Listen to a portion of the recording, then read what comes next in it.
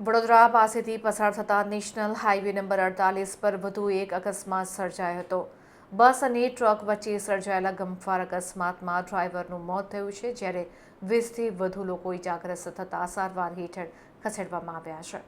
ગઈકાલે કરજણ ધાવડ બ્રિજ બાદ આજે ફરી બામણગામ પાટિયા પાસે અકસ્માત સર્જાયો હતો, જેમાં એક ખાનગી લક્ઝરી બસ આગળ જતી ટ્રકમાં ધડાકાભેર ટકરાઈ ગઈ હતી. અકસ્માતમાં ડ્રાઈવરનું ઘટનાસ્થળ પર જ મોત થયું છે અને 19 લોકોને નાની મોટી ઈજાઓ પહોંચી છે, જ્યારે 2થી વધુ લોકો ગંભીર હોવાનું સામે આવ્યું છે.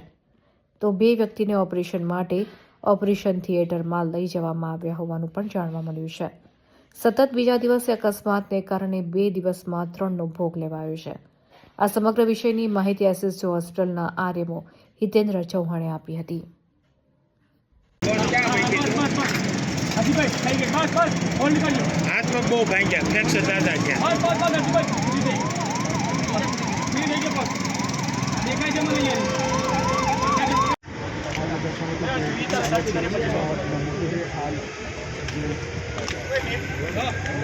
પેલી બાજુ જા આને જગ્યા થાય છે.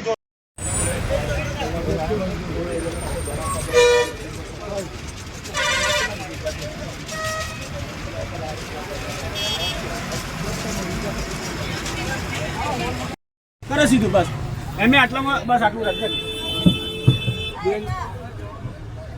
ડાયરેક્ટ છે ને ટીચર અહીંથી ઉપર જ ઘસે લે.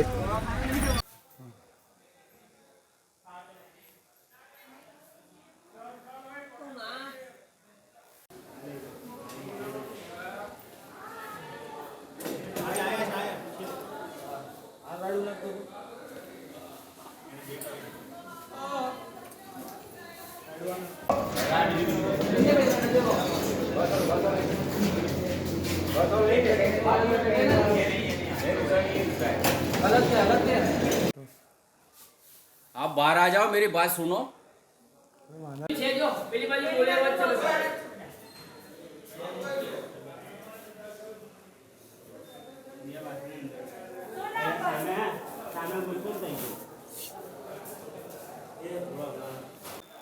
अरे मत उतारो यार, आप समझते हैं हमारी नौकरी जाएगी.